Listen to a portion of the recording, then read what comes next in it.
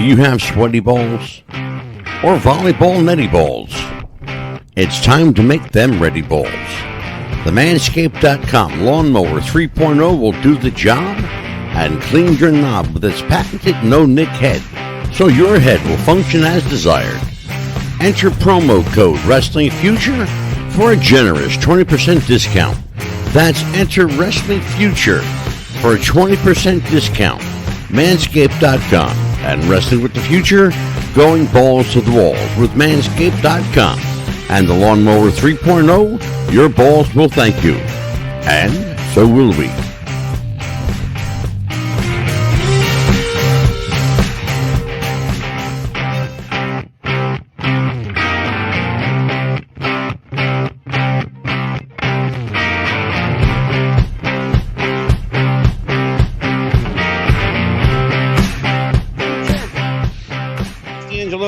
Tonight we are wrestling with the future of Hollywood. And what better guest to have than Christine Nordstrom? She is a returning guest. She is an actress, a performance artist, a voice artist, a commercial performer, and somebody who at the ripe old age of, because we never tell the woman's age, decided to throw everything in, go all in on this acting thing, and so far it's panning out. Her films include The Night Train, Origin, The Process, Fireflies, Patriots Day, and Swing Girl. Now, I believe, Christine, before we go any further, sure. Let's just talk about Patriots Day. You were not credited in that film. No. What scene were you in? So it was it was funny because so this is when I was first in acting school.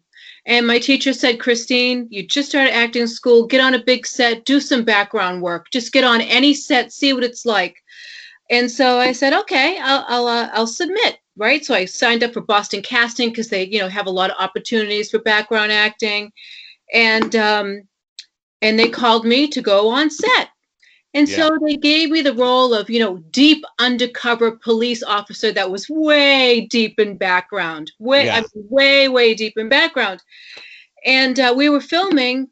And so I was an undercover police officer, and we were filming at the Watertown police station in Massachusetts. In Massachusetts. And it was actually the scene. So it was supposed to be the representation of the scene right before they got the call that the Boston, that the bombers were on the loose in Watertown, but also that there was an MIT bomber too, or there was something that was going on in MIT as well. Yeah, sure. So we were filming all day outside, and it was, I was deep background. It was boring. There was nothing going on for me, and they just would have me walk down one side of the street all the way down to the other, and do it again, do it again, do it again. Oh my goodness. And then, so what did you just you what, the same scene over and over again? Yeah. Did you get to work with Mark?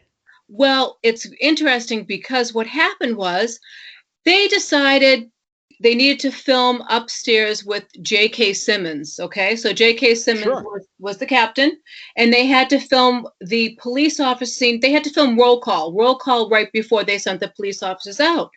Right. But there was I don't know what was going on, but there was some type of altercation or something happened on set where they needed a female police officer, but they didn't have one.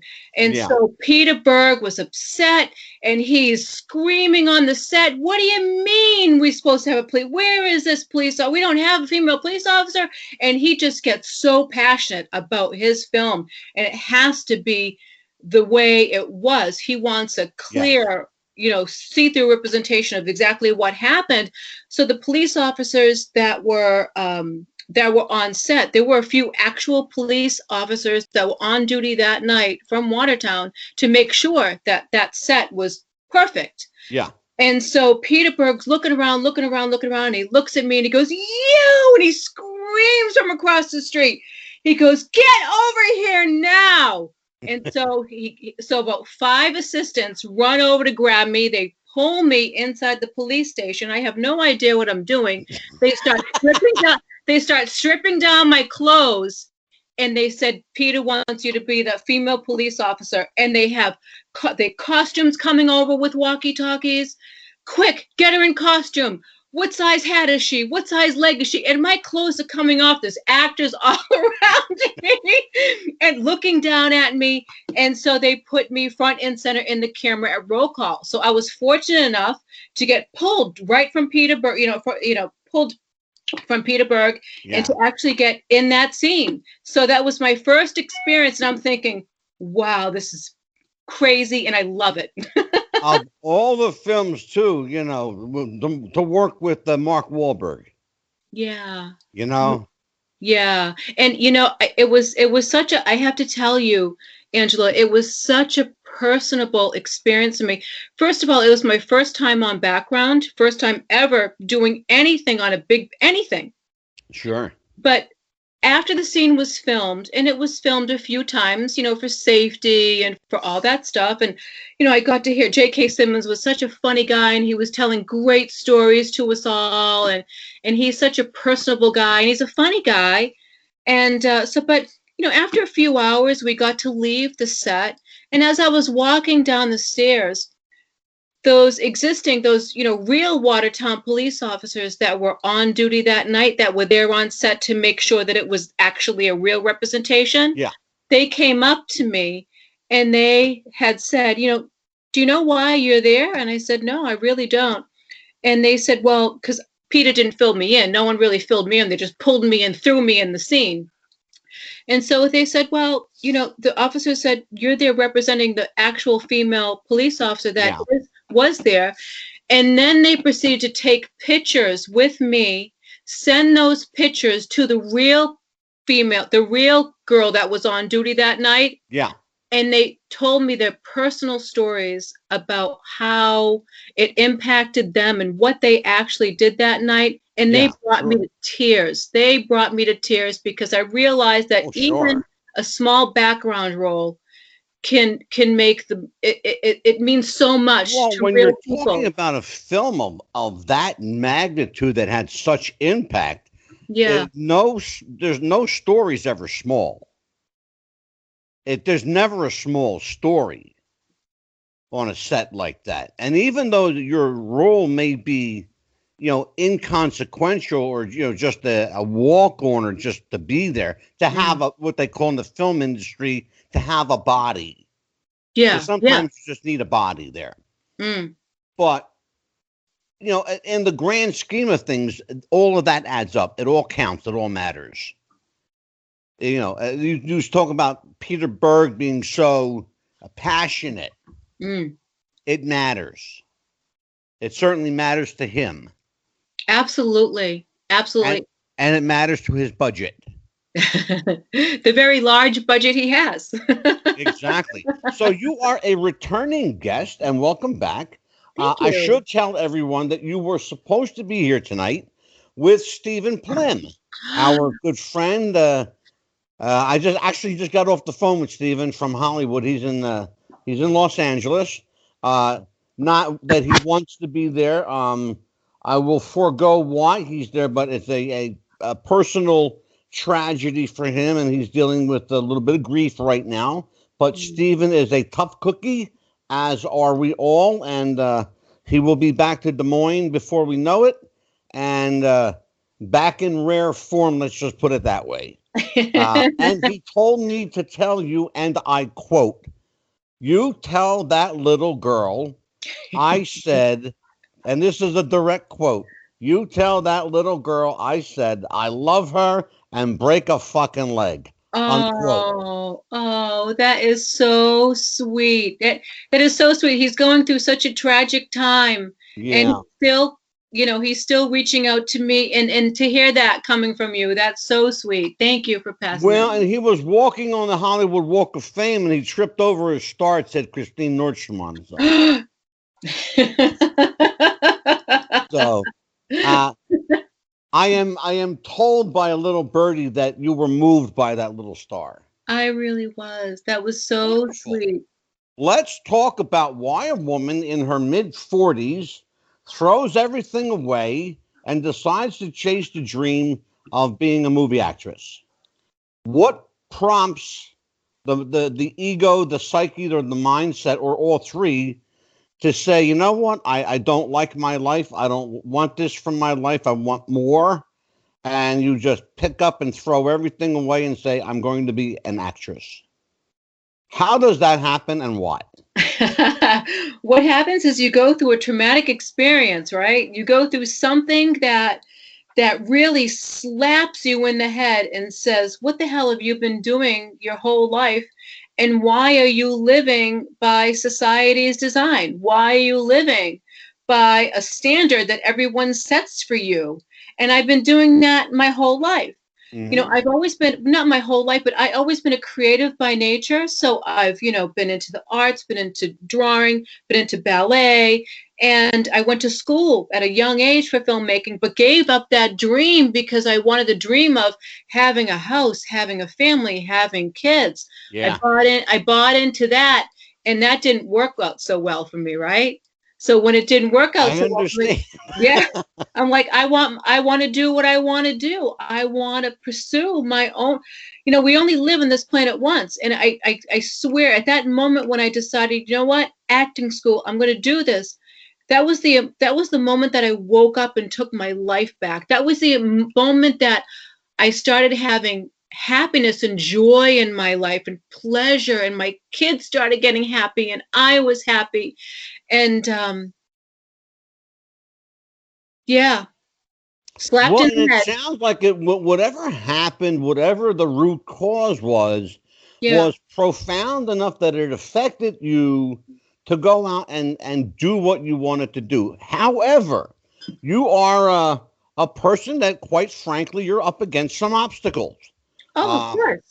You've got some obstacles to overcome, and to some hurdles to jump. Let's be honest and clear about it. I like the challenges. You're a youthful looking woman, but let's be real clear about it. You're not going to get the part of the 25-year-old cheerleader.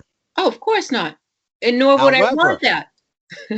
However, there are, as luck would have it and as chance would have it, there are burgeoning roles now for mature women, powerful women that take charge, to show who they are. You are a woman who, luckily enough, fall into two categories. You're a mature woman who looks youthful. So good for you. Thank you. But there are roles for people like you. Have you had much luck either achieving these roles, trying for these roles, making yourself known and available for these roles? And what is the general consensus when you go up for a part and they find out that you're of a certain age bracket?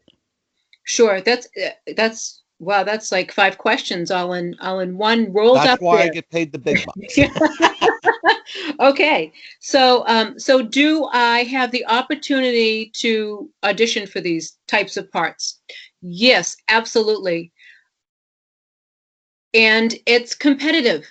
Yes, absolutely, because there are a lot of female actors out there that have been doing this for a very, very, very long time, since they were, 18, 19, 20, 21, 22, and still stayed in the industry. So I do have, I'm up against, a lot of a big competition, because at this, age of the game, usually childhood actors that were in the industry and up until 30, then they kind of back away. But there are still some actresses who are still in the industry. Mm-hmm. So those roles are very limited, but they are out there. Do I have the opportunity to audition? Yes, I do. Have I been getting those parts? That's a good question. I have been getting now more mature parts than when I first started.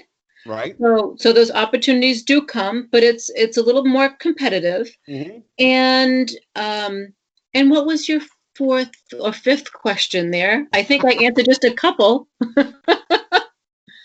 You're trying out, you're clearly trying out for everything that comes your way. This is a better way to put it. So you're clearly trying out for everything that comes your way, and you're making yourself available. What's the general consensus when you go up for these parts? That, I think, was the last question I asked. The general consensus, it's interesting. When they find out that you're of a certain age bracket, yeah, do they thank you for coming? They're looking for somebody younger. Most of the time, well, it's interesting because there are not many casting directors that will divulge that information after you left. You always want a casting director to give you some pointers, how'd I do, or is there anything I can prove on, in case I do come here again. But a lot of casting directors, once you come in and do the audition, they're done with you. They're done. Pretty much, yeah. If you don't fit it, unless you have a really good relationship with that casting director will come back to you and say something. Say, if you do reach back out and say, give me some constructive criticism so I can work on it next time.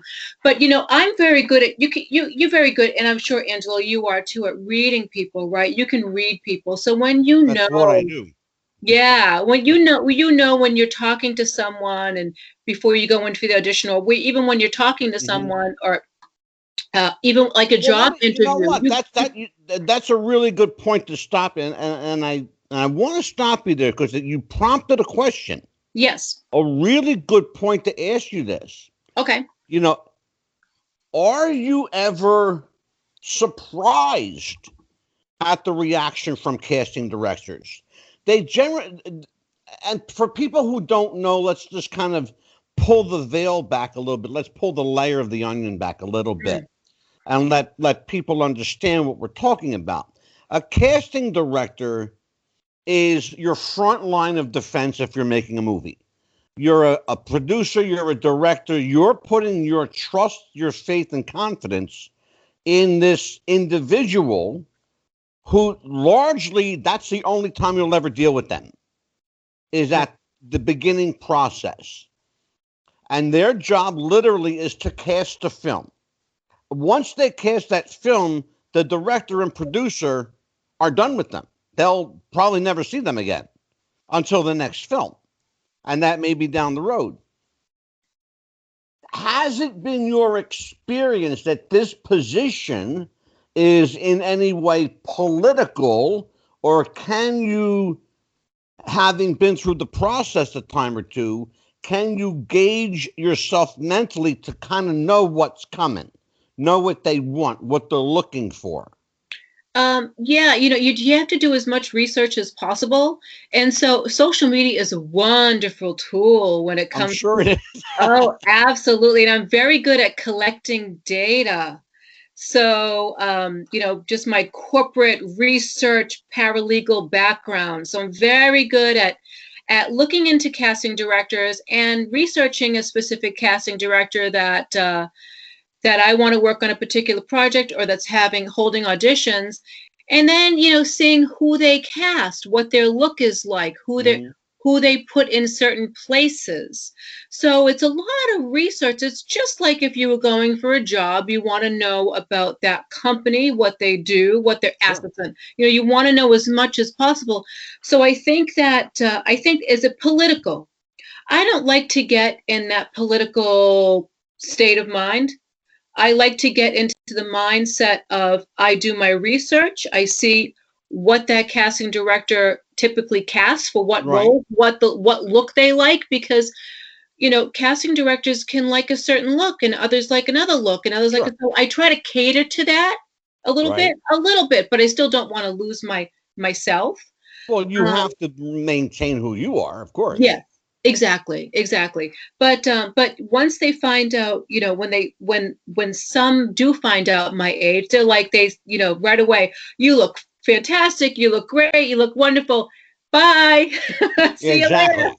Well, that's why, and that's why I phrased the question the way I did. Yeah. And we have to this point not divulged your age, and I'm not going to.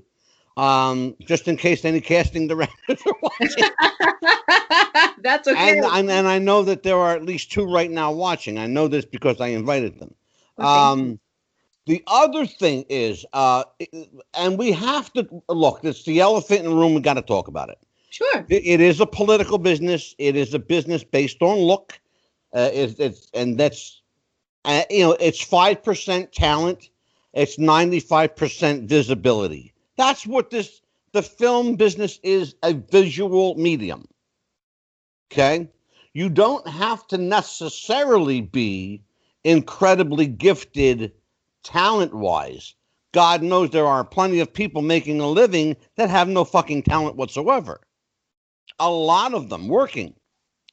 There's no accounting for good taste in some cases. However, there are a great number of people who have talent and have ethic and have morality, a level of morality, that are making a very, very good living in the film business. You seem to fall into that category. I don't see you shortcutting yourself, although there are people who I'm sure will, at some point, if not now, perhaps later, try to play the casting couch game with you. Oh. And I know it's already happened.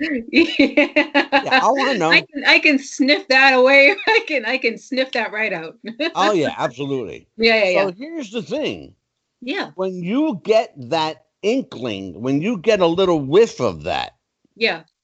What is the instinct? Do you need the role that bad that you? Oh no. Okay, well let's talk about. Oh no.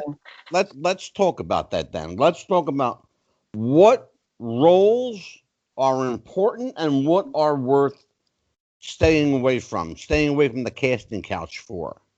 Careers, by the way, and you know this. This is no secret. Careers have been built and destroyed, incidentally, on the casting couch. Absolutely. And it does exist, ladies and gentlemen. It does exist. It is a real thing. It happens then. It's happening now. It will never go away. The casting couch is a real tool used by slimeball promoters and sleazy producers and directors in the film industry. God knows, I spent a lifetime in professional wrestling, and it exists there. I will tell you straight up, it exists there. Wow. So I know it exists in Hollywood because I've been a part of that sordid world as well. There's not much I haven't done, and I think if you read my bio, you'll understand that. Here's the thing, though. This is not about me. This is about you. You decided, though, Christine, at this late in life, really, like in your late 40s, just to kind of like, I'm going to go. This is what I want to do, and I'm going to go for it. You had to have met resistance from family and friends who said you're out of your mind, you're crazy. What are you doing? You're throwing everything away. Your response to that? It was funny when I told my mother what I was doing. My mother said, my mother's a little French lady. She's from France. She's very strict, very proper. So she, she saw my career in corporations and, what I've had going on for me. And then when I told her what I was doing, she looked at me and she just shook her head and she goes, "Are you on drugs? Are you on drugs, Christine?" But, it's funny. After the dust settled, a lot of friends left. They didn't understand what I was doing. They didn't want to understand what I was doing. That was going to be my next question. Yeah. Did they support you and understand what your goal was, or did they bail? Most of them bailed on you. So in divorce, I think when you divorce someone, or when you go through a divorce, you have lots of married couples as friends. So, that they part, you lose them. But then my personal friends, I lost a lot of them. But the ones that stayed and the ones that are still here with me now, which I can count on my hands, are the ones that it was nice, because now I know who my real friends are and that support me and that will be there for me no matter what. So they're my core. They're not fake. they're not, they've been through it all with me, and they're still there to support me, and they will be there supporting me throughout the rest of my life. So I don't Let me ask you a need, question. yeah. There's a young man in your life. Call him young man. He looks older than you. He's your son, Ethan. Oh, Your son must have had that merry-go-round moment where he thought maybe perhaps his mother was losing her marbles a little bit. What did your son think? my sons. So I have three, but Ethan, Bless actually, your heart. actually, when Ethan came, it was funny. Uh, Ethan, they saw that what I was going through in divorce, and that was really hard on them. But fast forward, they live with me now. They don't want anything to do with dad. They live with me now. And when Ethan went on set with me, when I first started working, he came on set with me a few times. Right. And the kids were fascinated, absolutely fascinated. They thought it was the coolest thing. And they totally 100 support me, like 100% Here's support the me. magic question. Yeah. Here is the magic question. Did you rub off on them? Is the bug contagious? No. Really? No. And I'm I was trying. always wanted to find out how much of that rubs off on the kids. Do they want a piece of it? No. Because in the wrestling business, that's what happens. I tried to coax Ethan into going into acting school because Yeah. or modeling school because he's tall and slim and he just I was going to has say, I mean, he looks like your father. He looks older than you. he let his hair grow because he's Oh, home. okay. He doesn't want to get his hair cut because the He excuse is is a that tall kid. He's what, over 6 foot easily. well, he's getting there. He's He's, almost there. Almost there. I was But going to say, he appears, he appears to me to be a tall guy. But then again, when you're 5'3", everybody's tall. But he looks like a strapping young lad. So you got three sons, and they're all supportive, gratefully. I'm sure that you're grateful. And none of them want to be a part of the business. That really strikes me as odd. It really, really does. no, Have they given you any reason? I'm sure you've talked to them about like this, metamorphosis you're experiencing in life. You have your kids there to confide in. What do they say? they are 100% supportive, and there's nothing. They tell me to go for it. And they're there to help me. I had Ethan the last time I was on your show. Ethan's helping me set up the lights, set up the camera, set up, Yeah. everything. And they're 100% supportive. They have their own little things they like. Ethan is a big computer nerdy kind of kid, and Yeah. Brendan is a football guy. He loves. Oh, okay. Yeah, he's a football guy. And my older one, he's a bunch of, he's a gamer and a football guy. But no, they're 100% supportive. They had never had any. Terrific. Yeah, there was never Let's any doubt. talk about some of your work. I mentioned just offhand. I mentioned at the beginning of the show some of your credits. Yeah. Patriots Day. I'm guessing because you were uncredited, that may have been spur of the moment. That may have been probably your first one. Yes. Okay. So we know a little bit about that, and that's a great story. How did Swing Girl find your way? Oh, that was interesting. I needed headshots. So I needed headshots. So you auditioned. My first time to get headshots. So it was my first time getting headshots. And, I just started putting my, the pieces together, right? So when you become something, when you become an actress, or when you go into a different industry, you get your pieces together. So the first piece was acting classes, then, getting on the large set as a background person, then putting together my, my headshots so that way I can, put the larger piece together and start sending out stuff so I can get Yeah. roles. And so I remember It was around October of 2015. I posted one of my first headshots, and I looked like this witchy woman. Like I had this big, long black hair, and I have this grin on my face, and I got my hands in my pocket, and I'm just looking all badass, you know. And a director, right away, I posted that photo, and a director, based on that photo, reached out to me and said, I want to meet you. I have an opportunity for you. I've been working on a script and I think you'd be perfect for it, but I want to meet you first. Great. So someone from the industry took me down to meet him, and she was a producer, and we sat at had some coffee, and he asked me to interpret and do these few things, you know, recalling some emotions. Sure. And I did that during it, and he said, you got it. That's what I'm looking for. Yeah. And I worked so hard for that role. So hard, because I had to cry on cue, cry on camera. Yeah. And that was are you one who can recall sense memory? And if you're an actor or actress, you understand what I mean when I say sense memory. absolutely. So tell everybody what the hell I'm talking about.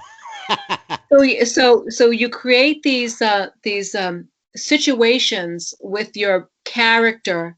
You create these memories. It's like emotional recall, sensory recall. You create these fictional stories so you can write down these situations with your character, and you can talk about what your character goes through that stimulates a certain emotion. Exactly. Yeah. And I did for this swing girl, I remember doing an emotional recall, that you know, I had, you know, in the film I had a daughter, and the daughter winds up, you know, dying. She died.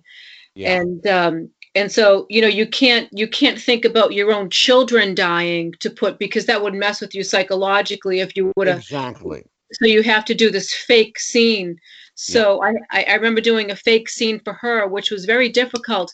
And as I was going through it and crying based on my sensory work and in the film, the camera was rolling and rolling. They called cut, but I couldn't get out of it. I was still crying and crying. Yeah. The director comes over to tap me, and I said, leave me alone, because I was still in character. That happens, and it's a dangerous trap to fall into. Yeah. There are for people who really understand what sense memory work is, understand Stanislavski and the Strasberg method and the Meisner method. Oh yeah. And people like that, and even Stella Adler and Una Hagen, some of the great acting teachers have all based the core of their work around your real life. So when Christine talks about having to pull real emotion for a fake part, it's a slippery slope, because sometimes it will screw with you, you know, in your head. Oftentimes it's easy enough just to get out. Right. That's easy enough to get out. Right. The problem is when it becomes difficult and it affects you to that level where you know, swipe away the director and say, get out. Don't let me. Go away. Exactly. Like Christine Nordstrom did. So do you prefer one method over the other? You know, and give people an example of, for example, give people the difference between, let's say, sense memory, Strasberg style, and sense memory, Stanislavski. Okay. Well, you know, those are two, you know, you're both pulling from emotional recall. Yeah. And let's see, you're both pulling from emotional. With Stanislavski, though, Stanislavski is more physicality. So I think with Stanislavski, you're dealing with more the physicality of the character. So you're doing you're working on the character's physicality, the character, you're doing the background work. What date and time is the spine of the film? When did that come from? did this person work as a construction worker? If so, does he have calluses in his hand? How Yeah, does that feel in your hand, right? How does that exactly, feel? exactly. And It's a very unique form of acting preparation, and it's really at the core of it very emotional.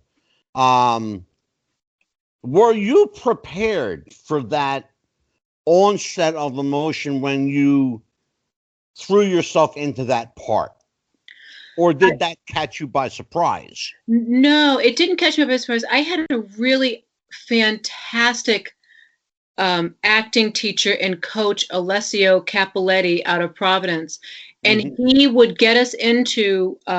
He trained us before we get into that depth, those that deep of emotions. He would train us to slightly get our feet wet a little bit with a little bit emotions and then come Yeah. back out again.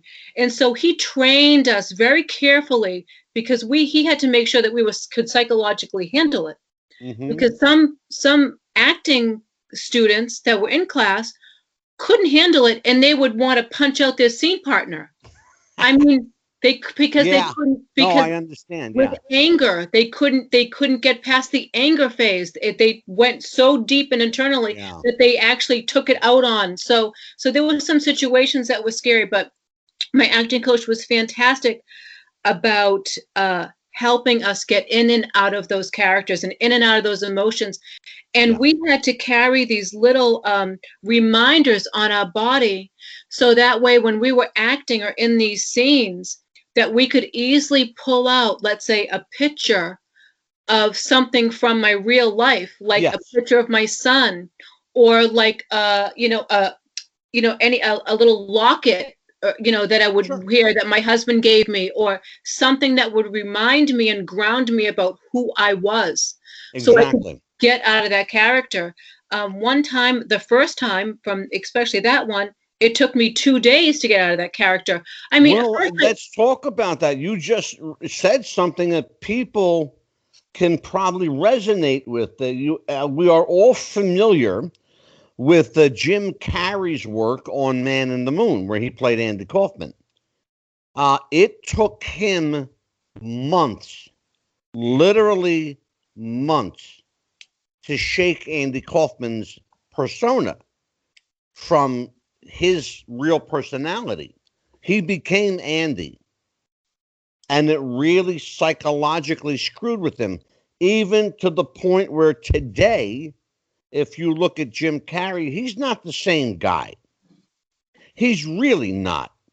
And I've known people who have lost themselves. Fortunately, they're back, but who have lost themselves in parts. You're talking about something that happened to you for a 2 day period. I can not even imagine losing myself for 2 days, let alone 7 or 8 months in the case of Jim Carrey.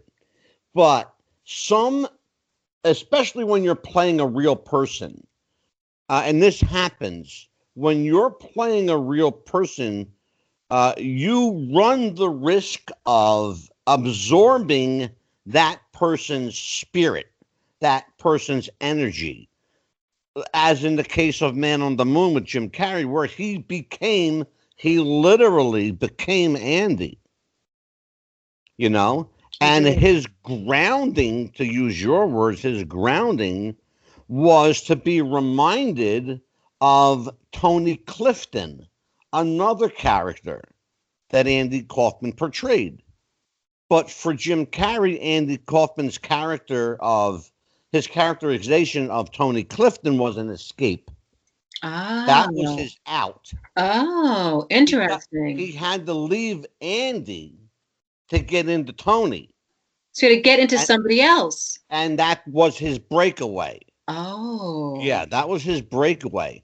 But it will screw with you mentally. And they say that wrestling and acting are great if you have multiple personality disorder. They really are. And a lot of actors are really, really good because they are broken people. I'll give you a perfect example, and I'll name their names because they're great actors. Al Pacino, oh yeah. he's a broken guy. Great actor, though. Kevin Spacey is a broken individual, but a hell of an actor. Can do anything. A great number of these people are broken at their core. De Niro, Pesci, Kevin Costner. Amazing actors, but they're all damaged goods. That's what makes them so good. I think I know the problem, though, Christine. What's that? You haven't made it because you're not screwed up enough. That's the problem. I like to think of it this way. I like to think of those great actors that they take on so many different personalities and different characters that, yes, they do lose themselves because now they have this ability to understand all these different psychological rhythms with other people, and they do lose themselves. They lose a piece of themselves, but they come like a more fluid, just more flow, and just they're not. Well, what happens, Christine, when they can't find themselves anymore? Well, look at Robin Williams. That poor bastard killed himself because he didn't know who he was. Well, he did have some depression, but he had a lot of depression. But look at Daniel Day-Lewis, right? So he would make remarkable actor from England. Amazing. If you've not seen Daniel Day-Lewis, probably the film he's best known for is called Gangs of New York. Oh, that's a good one. A great film. That's a good one. Continue. Talk about Daniel. And so Daniel, it would take him so long to get into a character. And, I don't know the full story, about Daniel. I don't know him personally and what he would go through to get into a character. I don't know the techniques, but, I understand that after he would leave a set or after the production was ended, that he would go off someplace and just do a regular job, just a regular, like a cobbler or a carpenter. That's exactly what he would do. Do regular work to get back into everyday life. And he did. Now he's out of the industry, completely out. Completely out. He completely out. You're absolutely right. And thank you. I knew where you were going with that. He's completely left acting altogether. Yep. It's interesting that I mentioned Jim Carrey losing himself to Andy Kaufman, because it's funny because the dichotomy of it. You just brought up the dichotomy of it. Daniel Day-Lewis left the business. Andy Kaufman had a regular job. Even though he was famous and worked on Taxi and worked on all of these movies, he had a regular job. He did. He worked as a waiter at a Denny's restaurant in Los Angeles. Did he really? That was a straight shoot. That was a straight shoot. That was his job. He was a busboy and waiter. And he did that his whole career. People would come up to him and go, "Are you Andy Kaufman?" And he would say, "Yes." "Oh, well, what are you doing here?" "This is my job. I work here. You can't make this shit up. I tell people, you can't make this shit up. You can't. You really can't. No, you really can't. That was it. And it's funny because here's a guy who worked a job to stay grounded, yet Jim Carrey lost himself in this man's life. Perhaps Jim Carrey needed to bust tables at Denny's. Maybe that was the case. Just a thought, Christine. I'm just saying. So Denny's, I need to apply. Nah. White Castle is far, but no. If you can find a White Castle still around anyway. So let's talk about the next one on the list, and that was that film was called Swing Girl. The next one was a little interesting because you play a refugee in a film called Firefly. Oh, yeah. Talk to me about Firefly. What's the premise of the story? How did it come to you? And how long did it take you to say yes? it didn't take me long to say yes at all, but I'll go back. I'll start from the beginning. So, the industry is a funny place, and you meet people very quickly here in Boston because it's small. There's a small network of people, and everyone knows each other. And but I was on Boston. No, I was on Backstage, and Backstage is like a casting network that you can search for jobs in Los Angeles and New York and Boston, wherever you are, you can search for jobs. And one came up for Fireflies, and it was for the role to play the lead of a Syrian refugee. So it's about Syrian refugees, and it was for the lead, and the part was solely based on emotion. So, the director sent me a couple of slides, but they were only just scenes. It's like Stella Adler is like, imaginary work. You're thinking about the scene. So it's just all the scene. And so based on the scenes, you have to bring up some emotion, what that brings up to you. So I studied this. I studied the scenes in terms of, what the scenes looked like and the characters were. And I auditioned for this part, and I got to know the director very well, and he wanted to cast someone that was actually authentic, someone that was from, that was Middle Eastern. Okay. And he wound up casting two actors from Los Angeles that were Middle Eastern to play the main part, but he still wanted me on board. So, I was blessed to get a part there, and it was the film was so touching. It was such an honor to work on that set, because the film had to do with, Syrian refugees that were fleeing the country because of bombing and had to cross the sea, right, to safety. Yeah. And this is still happening, and it's going on today, and it's just awful. Oh, awful. God, yeah, sure. These people are just going through, and and the two people that were from Los Angeles, they have this background, and they're from these areas that are just, it's just heartbreaking. I just want to cry right now what they have gone through, and their family has gone through to get here. And so how much did you have to invest emotionally in this part? And it wasn't a huge part. No, it wasn't. A lot of the footage got cut. And that was fine. But I had to invest a lot. And the director threw some things at me, some twists and turns at me, which I loved the challenge.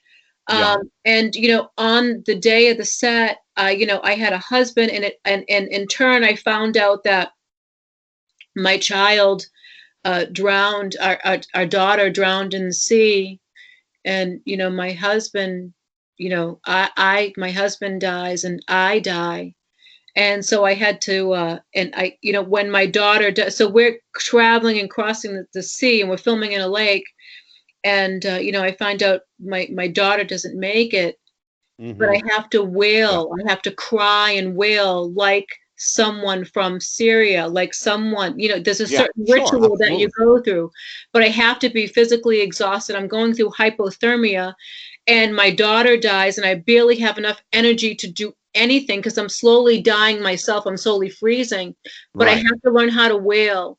So on set, I had to research this, and it was heartbreaking to watch this footage of how you grieve a child.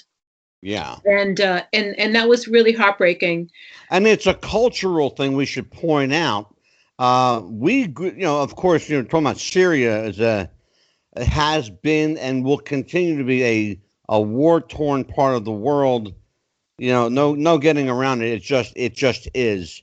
But you learned quickly. I'm assuming that you learned very quickly that they grieve very, very differently than we do here. Very differently. They are very guttural. They throw their whole body into grieving. Absolutely. And there's a certain voice too, a certain sound that they emit. Yeah. Well, let's talk about that. There is, and there's a reason. There's a reason for those sounds. They're actually, I don't know if you know this or not. I know a little bit about this. it's actually a prayer. They're praying Right. as they're grieving. Right. So explain that process here. A woman from Boston that's never been to the Middle East, to know firsthand, but you're getting your info from, I'm guessing, a videotape or a clip. Right. So what are you having to glean from this, and when was that the aha moment where you went, okay, I have this now, I know how to do this? So it was actually the day of filming. It was a day Oh, of okay. filming that the director told me that that's what he wanted me to portray. But I already had my character down anyway. I already had in terms of knowing, what I was going through, what my obstacles were, in terms of what my emotion was, my feeling, the pain I was going through. But I didn't know about the grieving and the wailing. And I tell you, and I just sat in a corner for maybe an hour or two as they were getting things set up. And I had to watch and go through videos, YouTube, all videos, Al Jazeera TV, all different types of media outlets, not here from the Middle East, that would have these situations where you would grieve. And then also, once I kind of had an idea of what that was about, Right. feeling, I could also consult the lead actor, the lead actress, because she's from that area. So I could ask her how authentic, and it was tough for her. It was just so heart-wrenching. Yeah. And Christine, I have a surprise for you. you do. I do. We have a gentleman that's going to be answering the phone Are you there? momentarily. Who's that? Hello. What's that voice? Do I know that Are you voice? there? Hello, guest. Hello. I just wanted to call in and say happy everything to Christine from Hollywood. Stephen Hey, Plym is Steven. on the phone calling in from Los Angeles, California. Stephen, how you doing, brother? I'm good. I screwed up on my numbers there, but I wanted to call in. I know I'm not supposed to, but I was so excited. Who and says you're so not supposed to? This is enthusiastic. Christine. She's your buddy. Yeah, Christine, she's my baby, and I just wanted to call in and go to all your viewers how wonderful she is. She's Oh, gentle as a lamb. She's stronger than a lion. She's Christine Nordstrom, man. I mean, class, talent, look, attitude. She's got it all. oh, that is so sweet, Steven. Steven, thank you so much. It's Well, so I hope nice we're to on And hear the air. your voice. for the one or two people that living under a rock who don't know who's on the phone, Stephen Plym, of course, extraordinary entertainment manager, man about town. Normally, Stephen is dealing with a personal grief right now. We will not discuss that, and we will not disclose that. But Stephen is a man of his word. He said he was going to call in and talk to Christine and I, and we just, Stephen, I wish you safe travels when you get back to Des Moines, Iowa. Um, we will be here with open arms waiting for you, and and I hope that the pain subsides for you swiftly. Thank you, Angelo. You're the best, and you're just the best. And while you have Christine on there, I just wanted to call in, not butt in, but call in. And I'm telling you, all your viewers, I hope, are we on the air right now? I hope. We are on. Yeah, we're here. All you, We're here. all, I want all your viewers to know that Christine Nordstrom is as gentle as a lamb and stronger than a lion. She is going to be, class, talent, look, attitude. She's a tough cookie. She's got it all. She's got it all, baby. Nobody can stop her. Nobody can stop her. She is just something else. And I've been in this business. I'll tell you what, almost 40 I told everybody I was going to grill her like a steak tonight, but it's kind of been like baking cookies. It's been sweet all around. Oh, you Well, guys are so nice.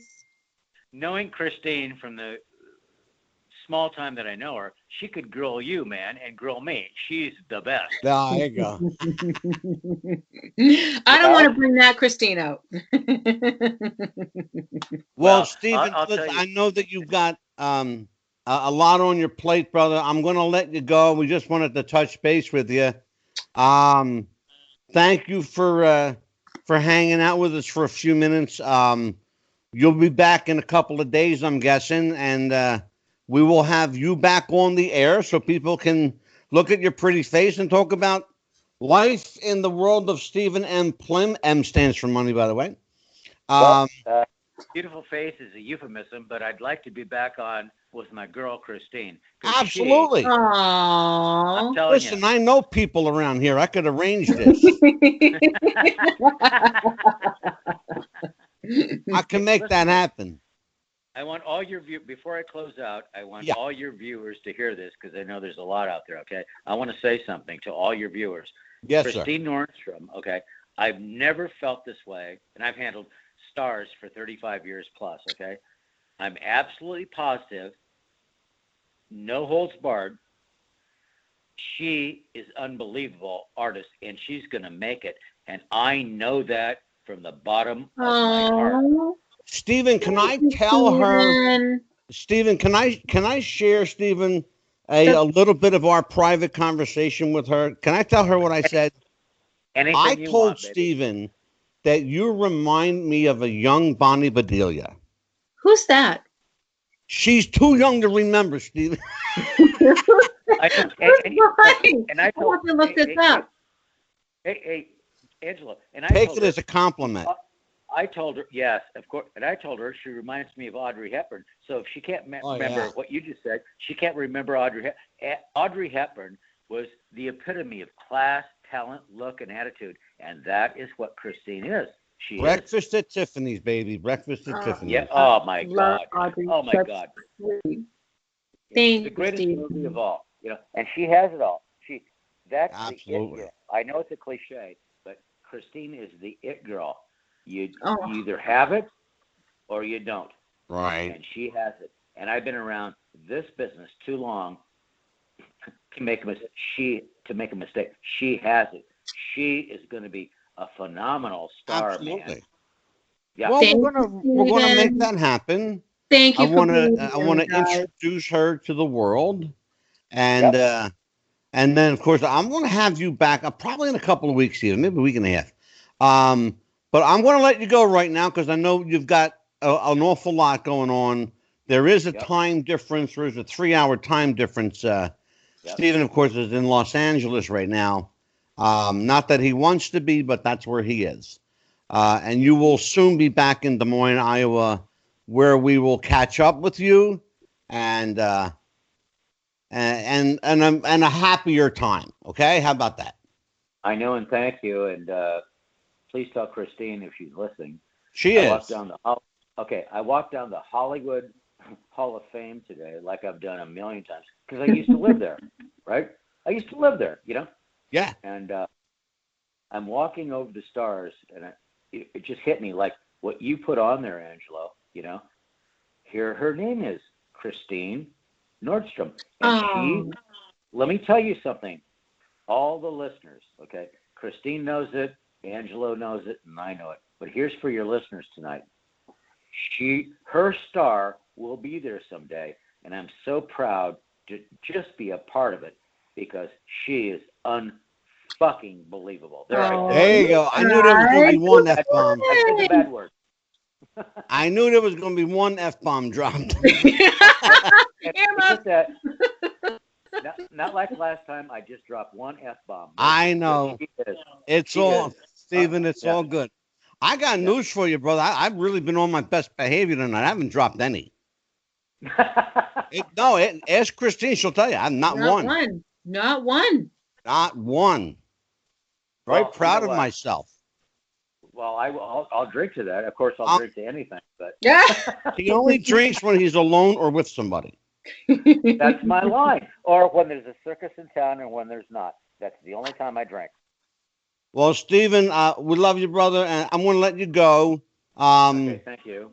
You got it, bro. We'll catch up when you get back, okay? Bye, Stephen. Thank Take care, you. Stephen. Christine, Take care. I love you. Christine, I love you. Way to go, baby. Thank you, Stephen. Thank you for all your well wishes. You go take care of yourself, okay? I will, and you too, guys. Great show, and Thank you, congratulations. Stephen. Take care, brother. Okay, Bye-bye. baby. Bye-bye. Bye. All right. There you go. You know, we couldn't get through the night without talking to Steve Plym. Thank you for bringing him on. We spoke earlier. He was going to try. He called in the wrong number, though. He called my cell phone instead of the studio. So, there you go. That's all good.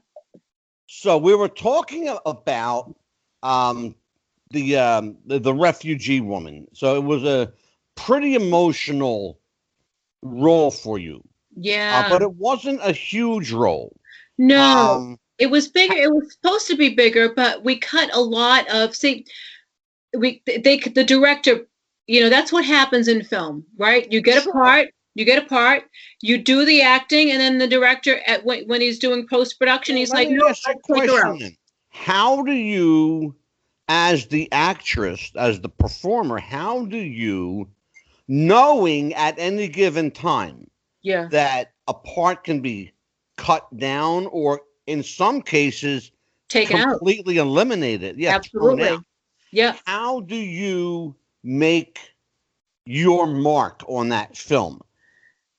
You know, it's tough. It's like this one. This was my first time that ever happened to me, where I prepared so long for a character. I did a lot of work for a character. I mean, I was drowning in a lake, you know, at 1 o'clock in the morning, and I had to drown over and over and over and over and over and over and over and over and over again. I had to wail and do all these things. And so I thought this scene was going to be much more intense. So this was my first time where I actually had that realization. Yeah. That the realization that, hey, if I go on a project, it's up to the director whether he wants to keep me in there or not. I might get the part, but they might just completely exclude the part. And so there's nothing you can do. You feel helpless. There's nothing you can do. And sometimes cutting a small but crucial part can make or break a film. That's right. It's happened time and time again. We can just, you know, throw out one name after another of films that would have been different movies had they kept or omitted certain parts. I'll give you a perfect example. Dances with Wolves, Kevin Costner's film. In premise, a great film. However, it was 3.5 hours long. That was a long movie. Apparently, Kevin Costner doesn't like to edit out. But he's done that with all of his films. Because he's got creative control and because he's with an actor's actor, he likes to keep everything in. That's not always feasible. I watched another film, a Kevin Costner film the other night, Waterworld. Oh, yeah. Yeah. Another 3-hour and 20-minute movie. That's right. That was a very long. I forgot about that one. It's like a marathon. That's not a movie. That's a marathon. You need a day. You need a whole day just to watch Waterworld and Dances with Wolves. And if you throw JFK in there, you need a whole weekend. There's your weekend. It's gone. Gone. It's gone. With 3 movies. Gone. But Kevin Costner's that kind of guy. Oh. That he just likes to leave everything in. I don't know why. Edit for content, edit out. You can always edit back in, later for the director's cut. Sure. But don't give them 3.5 hours right out of the box. You got to train for that kind of movie. That's a long time. That's a long time. I mean, to sit in the theater. I need that kind of movie. I need my exercise. I need my sleep. I need my rest. I want to watch that kind of film. But so you had this film. You played this refugee, and so you gave it what you. Now, how much ended up? Did we establish, Christine, whether Was the whole part cut, or was just a small bit? Oh, it was my whole part. It was my The whole whole part. thing is It was cut. Oh, it wow. was my whole part that was cut. I was still credited, and I think there is a scene where there's a couple angles where you can see me in the boat. Right. Where you can see me. So I am seen. I do have a credit for it, which is fine. I'm happy that I have the credit. I'm happy. The experience of being on that set was it's invaluable. The next film is a film called Origin. It's a short. Oh yeah, So let's talk about that. What's the basis of this movie? yeah, Why was it done as a short rather than a feature? yeah. And what was your connection to it? So it was interesting. So I found this part again. I found this part that was on. It was listed on one of the casting networks, and it was from a local producer who just had graduated school and film school, and it was maybe his second project that he was Right. working on. But the content for this project was fascinating. So the project was, Origin is about a boy's troubled life and having an abused father. And Mm-hmm. I play the mother, and the way the and Oh, having an okay. abused father and abuse, just a dysfunctional family, and how he learns to escape from that, Right. right? And with the help of a bartender that knows his father, because the father is an alcoholic, comes and drinks all the time. Yeah. The bartender comes to rescue me because my husband ultimately wants to kill me. He tries to kill me. Mm-hmm. And so, but the bartender comes to my rescue and saves me. So I play this little boy's mother, and I'm pregnant. And and my husband is just a raging alcoholic, drinking all the time. And I try to protect my son against Yeah. him. And that was, in that, reading it, automatically I fell in love with it because it has to do with domestic violence. And domestic violence is all too prevalent in today's society. Yeah. And so it was something that was a no-brainer for me to take. So it's interesting that it's if this is the right film.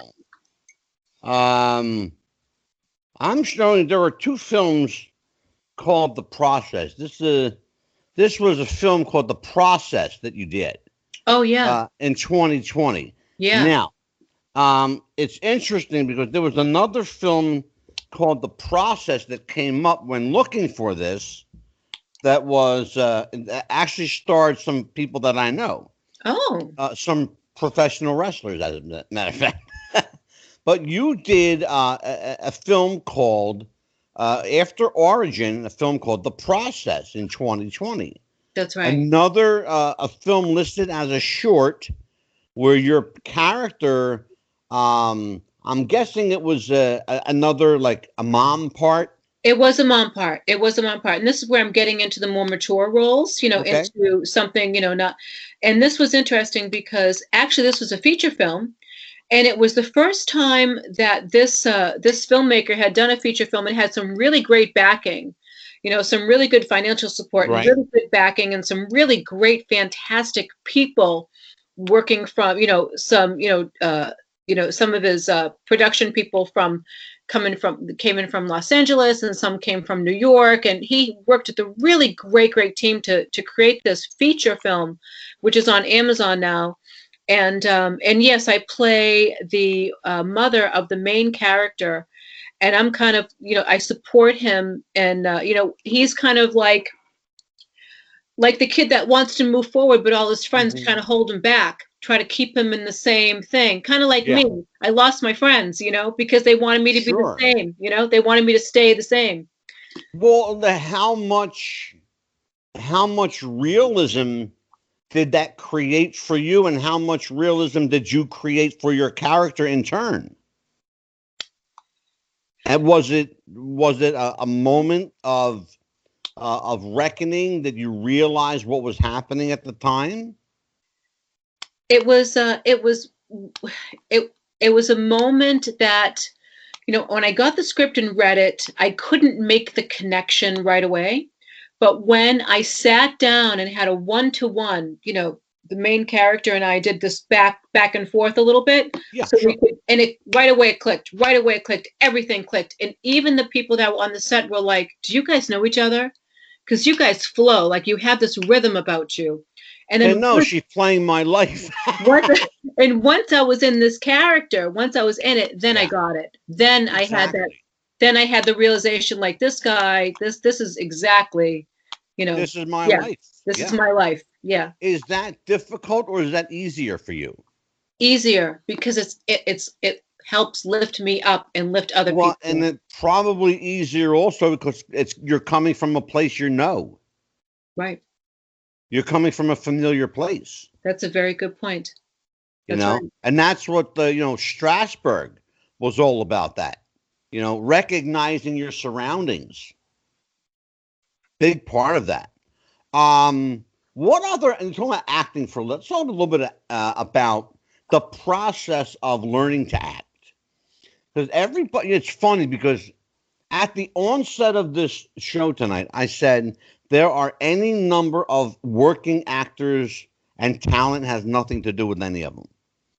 And I named a few. But there are a lot of movies being cranked out. A lot of movies are being cranked out by anybody who's got a camera, or in some cases, not even a camera, a cell phone. Right. People are making whole movies and editing them on cell phones. So the acting process and the process of learning to act is as different now as it has ever been in history. Absolutely. There was a time that you would go and learn from Stella Adler or Uta Hagen, or you would go and sit with Lee Strasberg, or Stanley Meisner, or people like that, right? Now, that's passé. Right. Now it doesn't matter. Who'd you learn to act? Who was your teacher? I just watched videos on YouTube. Right. Okay. Right. Look, it happens in the world of wrestling. How'd you learn to wrestle? I used to watch YouTube a lot. Really? I don't want you. Thank you. Thanks for coming. Yeah. I think that. But let's talk about that. I want to talk about the process of acting because it is a dying art form. On this show, and you've been around us long enough to know, we started out as a professional wrestling show. But wrestling is, let's just be honest about it, it's theater. It's acting. So there's a great similarity between what my people did and what you do. You're performing a character.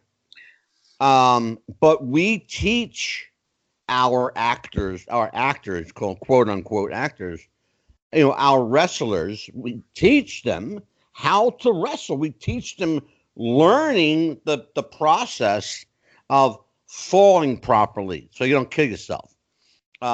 Selling an injury, how to make yourself look like you're getting killed when you're okay. It's a performance art.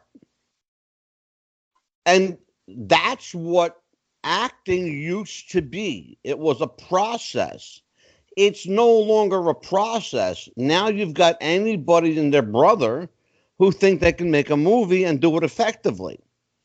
Talk to me about the frustrations you find in that scenario. Okay. Because it frustrates the hell out of me, I'll be honest with you. Well, I got to tell you what's really frustrating me right now is I thought wrestling was 100% real. I didn't know that you had to do all these theatrics. I didn't know it was pretend. I thought it was real. Angelo, my heart just sank. I got a friend of mine named Bill Apter. Shout out, by the way, to Bill Apter. He wrote a book called Is Wrestling Fixed? I Didn't Know It Was Broke. That's the name of the book. Is wrestling fixed? ? I didn't know it was broke. Yeah, that's the name of the book. I swear it's a great book too. But the gist of what I'm saying, you can relate to. is that there are people who have no place in front of a camera, just like there are people in my industry who have no place in a professional wrestling ring, where they very well may kill themselves. It's theater, but it's athletic theater. It's physical theater. It's performance art, yes. However, it, like everything else, requires a degree of skill and training. Where are our actors and actresses being trained today? Talk to me. It's interesting because there's a certain mindset. I think there's two different mindsets, maybe three. There's a mindset now that if you have a certain look, Yeah. that you can get the part because a casting director is looking for a certain look. They don't necessarily care about your acting skills. Maybe you can do a couple on-scene camera workshops and they like your look, Right. and then they're going to carry your look through in movies. I'm not going to name actors that are out there that do this, but they play the same character because they're themselves, and they play that in all their movies just because they have a look. I will tell you, Robert De Niro does that. Joe Pesci does that. Al Pacino does that. They are playing every movie they do. They're playing themselves. I watch Robert De Niro in 10 films. I'm going to see the same performance in 10 films. But Taxi, right? Taxi Driver, that first one that he was. That was before he was jaded to the business. Yeah, okay. All right. Good point. That was before he was jaded to the business, when he still cared about acting. Now he's rich, old, and has a ton of money and he could give a shit. And that's the truth. Yeah. And I'm just going to say it like it is. He could care less. It's like, like my wife and I were talking the other day. They made their money. They don't care anymore. They made their money. They don't care. Who cares? Somebody like Christine Nordstrom, who hasn't made her million yet, she cares a lot. Wait a minute, million? Million. So, talk to me. Let's have this discussion. So then, I don't want to shy away from this stuff. Yeah. Oh, of course not. So then there's that mindset, that thing where, you have a certain look, and then once you get on set, they can give you a few pointers and things here, and then you can develop your skills on set. But you have that look, and that look will carry you through. 18, blonde hair, blue eyes, and big boobs. Which doesn't last long. Which doesn't last long. Which doesn't last long at all. Doesn't last long. Yep. Thank you. And then you have this other mindset where, you go to acting school, you go to theater school, you learn Stella Adler, you learn Meisner, you learn Chekhov, you learn Stanislavski, you learn the core technique. Anton Chekhov, yeah. Michael Chekhov. Oh, Anton Chekhov was the author. I'm sorry. That's right. Michael with the view. Sorry, with the view. So, and then you have those people, the old school people like Uta Hagen, back in the old Hollywood, that would go and study really hard, study theater. And I am one of those people that, let's bring that back. That is Do you know who Larry Moss is? What's that? Do you know who Larry Moss is? I do not. I want you to do something while we're here, and do this. We're going to do this live. Okay. I want you to Google Larry Moss. Let's see. Larry Moss. He is one of the premier acting coaches in the world, and most people don't ever know his name. Oh, here he is. Larry Moss. For 35 years, acting coach, Larry Moss Studio and Workshop. Oh, with Oscar-winning actors. Oh, here he is. This man's name should be a household name with all of the people that worked under him and that he trained. This is the point I'm trying to make. And you're making the point for me because I wanted you to do it and not me. Okay. Larry Moss is a veteran acting coach. Has been around forever and has some of the most accredited people in the world as students. but you'll never know his name. And there's a reason for that. He's so particular about who he takes, who he accepts as a student, that you've got to be so dedicated, so committed, that it's like your job, that it becomes your job. Becoming an acting student with him is like going to work every day. He's got an incredible roster here. Leonardo DiCaprio. Oh my goodness. Read them off. Amazing actor. Christine, read some off. Let's see. We have Hilary Swank, and this is I'm just on his, quick. Yeah. Gary Ross, Frank. Go 5 or 6 of them. Good. Yeah. Darabont. Who else does he have now? Then he's also off Broadway. Absolutely. I just can't even. There's just so much. So much. Yeah. That's the point I'm trying to make. Helen Hunt. Oh my God. Hilary Swank. Yeah. Melinda. Oh my goodness. Absolutely. Toby Remarkable. Maguire. This man has a remarkable resume, but most people will never know who he is, because if you're not committed to the business, if you're not committed to the skill and the heart and soul of an actor, he doesn't even want to talk to you. And trust me, he can afford not to talk to you. That's a guy you want to be with. That's a guy you want to associate with. Absolutely. Remarkable guy. Absolutely. Thank you so much for having me look him up. Yeah, and I want you to jot his name down. Let's talk. We only have a few moments left. Let's talk about the last and final film that I have here. And I don't know if it's been released yet, because I couldn't find a trailer on it. It's called The Night Train, and you play a character named Donna Kane. Oh yeah, that was given to me. That part was filmed in 2016, 2017. So that part, okay. It's been hanging around for a while. It's been hanging around for a while. It's still in post-production.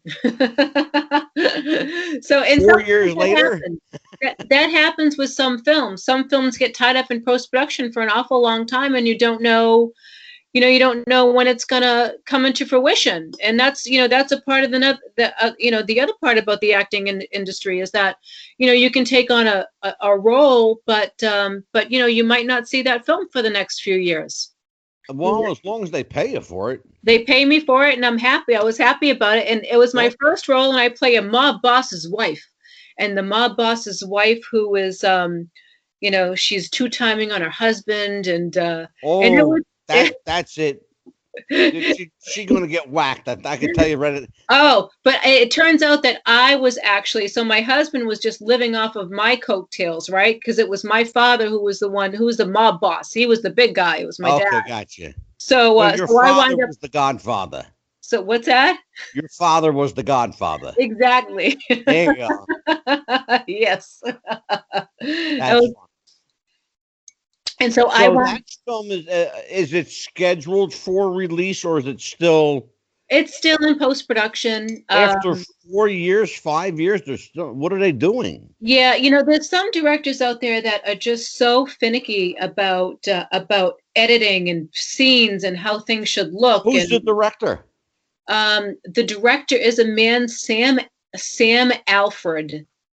Okay. Yeah, so he worked in a couple other shorts before, and I know who he is. Yeah, he's out in the Fitchburg, Leominster area. Mm-hmm. So yeah, he's been working on it a little bit. It's like songwriting, right? There's some songwriters out there and some musicians out there that they write a great song, but they don't want to release it because they want to redo it and make it better. Then they listen to it again, then they want to redo it and make it better. Then they say, no, it's not good enough. I need to redo it and make it better. They don't want to let it go out into the universe. Well, yeah, but if you take that premise for every great piece of work, right, there would never have been The Godfather. there would never Absolutely. have been Schindler's List. Right. You know, I mean, name every great, you know, there would, if Orson Welles had that mindset, there would never have been Citizen Kane. You know? Interesting point. Well, Yeah, yeah, because true. look, sometimes you just have to put it out That's right. and let nature take where it's going to take. That's right. You can love something so much as a project that becomes your baby. But That's if right. your baby doesn't grow up, your baby dies in your hands. That's You absolutely have right. to let your baby grow. That's that's an extremely good point. You're absolutely right. That's why I get paid the big bucks. Well, listen, let's promote what you've got. Tell everybody where they can reach you. Do you have an IMDb page and all that? And so tell everybody where Christine Nordstrom can be found and where people can find your clips, your headshots. If they want an autographed picture, where can they get one? Oh, so yeah, so everybody, you can follow me. I am at Christine Nordstrom on Facebook. And then also, I have links posted to my IMDb page, and I am the only Christine Nordstrom on IMDb. So, Christine Nordstrom, CHRISTINE, Nordstrom like the store. And I'm the only one there. And then you'll have links to my films. You'll find links there also to, I think, some other channels, whether it's Instagram and Twitter. Instagram and Twitter, you can find me at a little underscore Nordy, like NORD, NORDY. A little Nordy? A little Nordy, yeah, like Nordstrom, kind of like a play on nerdy, a little Nordy. I thought maybe a little naughty. Well, however way you want to take it. Only when Stephen Plym is on the show. Oh. That's the only time Christine Nordstrom gets naughty is when Stephen Plym is on the show. Oh, I don't Which get he naughty. will be back in a couple of weeks. Cover my ears. So you're okay. You're all good. It's all good. So we will tell everyone, hit her up on Facebook, Instagram, Twitter. She's really easy to find. A little underscore Nordy, Nordi, right? Nordy. Nordy. Oh, it's a Y on it. Oh, I It's a thought it was an I. Y. Okay. Nordi. A little underscore Nordy, Nordy. All right. So now, with that in mind, we will. I think we have a couple of announcements. Man, I'm going to pull back a little bit. Dan the Man Sebastiano, the happy haberdasher, the smartest guy in the room, and Big Ben Scala, hashtag Scala from Ocala, will be back with Wrestling with the Future. The wrestling episodes will commence shortly. We are coming back from our New Year's break. We had a Christmas to New Year's, a little break in between. I think we only did one show. Of course, the late John Huber passed away, a.k.a. Brody Lee, also known as Luke Harper. He passed away. So we did interrupt our break to do a tribute show to him. I will no longer be hosting the wrestling show. I am concentrating my efforts. Quite frankly, ladies and gentlemen, I'm over the wrestling. It's 50 years is too much for me. It's maybe just enough, but I'm done. I'm doing what I like now. I'm talking to celebrities. That's what I do. That's what I did before. That's what I'm doing again. So we will have, and some of the people coming up Thursday night this week, Mad Maxine, The Chronicles of Mad Maxine. We'll talk about that book and talk about its author, its colorful author, Janine Joseph. Try saying that one. Janine Joseph will be here. Former pro wrestler turned book author. We will also have with us Stephan Bonner from the world of UFC. Joining us, the Ghost Hunters will be here on January the 21st. The Ghost Hunter crew will be with us. We will also talk to America's TV Elvis. If you grew up and watched television back in the 70s and 80s, you knew the name Pete Wilcox. He was on Charles in Charge, Murphy Brown, Happy Days, Laverne and Shirley. You name it, you could hardly find a show that didn't feature America's TV Elvis, Pete Wilcox. He'll be with us. Scott Teal, wrestling book author, will return on February the 2nd. We will also have with us Mary Ann. I want to get Mary Ann's last name for you. Good Lord. They didn't put her last name in my book. I'm going to smack somebody. We will be featuring a special episode. Let's just put it this way, folks. Is Paul McCartney really dead? Well, we'll find out from Mary Ann and her writing partner. And I will tell you who they are in just a minute. I have to do this because if I don't give these poor ladies credit, it's going to be horrible. So let me just make sure that we have Mary Ann here. Mary Ann Howard. Thank you. Mary Ann Howard will be here to discuss the book, The Man in the Shadow. It purports to tell the story of a replacement Paul McCartney. They're telling me that Paul McCartney is not Paul McCartney. His name is Billy Campbell. So we'll find out. Is he or isn't he? Interesting conversation we're going to have with Mary Ann Howard. So, we're getting some feedback now. Wow. Hey, and it went away that fast. Craziness. I'm going to shut this down. Is that what the heck is happening here? Sorry, folks. Well, Christine, thank you for being with us. I'm going to scoot out of here. Thanks for joining us. And as we say on every episode, happy wrestling, everybody, and we'll see you next time. Take care. Thank you. Good night. Bye-bye. Bye-bye.